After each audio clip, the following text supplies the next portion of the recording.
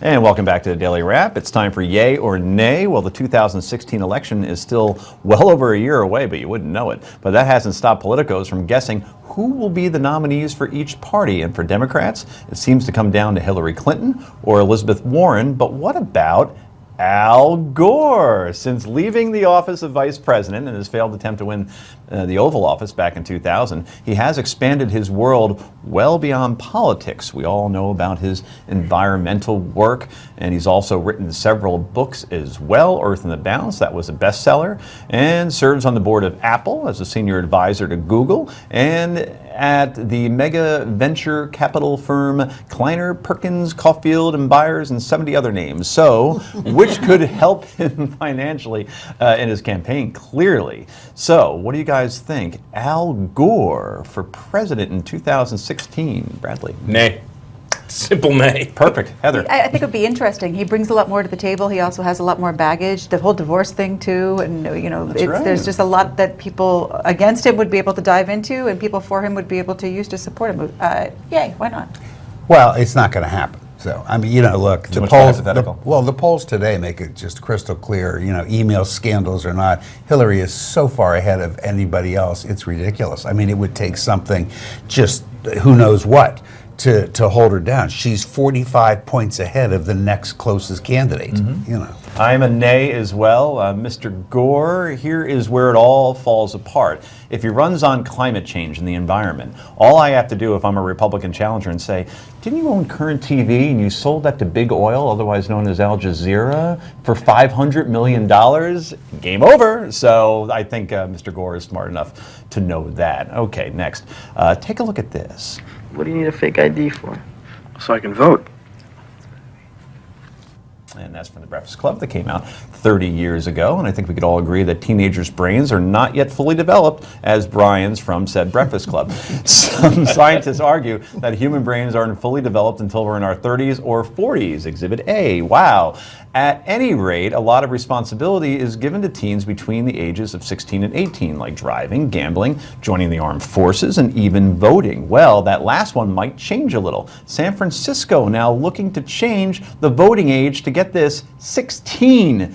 San Francisco Supervisor John Avalos believes allowing kids to vote at 16 will stimulate their civic involvement that will stay with them throughout their lives. But most teens just aren't that interested, involved, or even aware of politics. In 2008, the largest youth voter turnout in history, only half of 18-year-olds were registered to vote, and about 21 million Americans under the age of 30 did not vote at all. Shockingly, 2 cities in Maryland already have a voting age set at 16, and the voting age was already lowered from 21 to 18 back in 1971. So now I leave all of you with this question. Should the voting age be lowered from 18 to 16, Mr. Unger? I'd like to know what the experience has been in those 2 cities in Maryland. I didn't realize that there were 2 cities that had You learn a lot on this 16. show. Yeah. Look, I mean, I think it's worth a try. Obviously, the problem is going to be it's San Francisco. It's a very Democratic city, and Republicans are going to say you're just trying to bring more Democratic voters in because kids tend to do it. I get that. Maybe they are.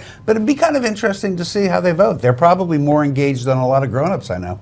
Would it hurt to go from 18 to 16? Is the mentality really all that different? Well, I do think the mentality is all that different between 16 and 18, and I do think that there's reasons for it that aren't necessarily all that We do let them drive. passionate. No, right, but we don't let them serve in the military. We don't let them smoke. Right. We don't let them drink. So you're I'm an A. You're an A.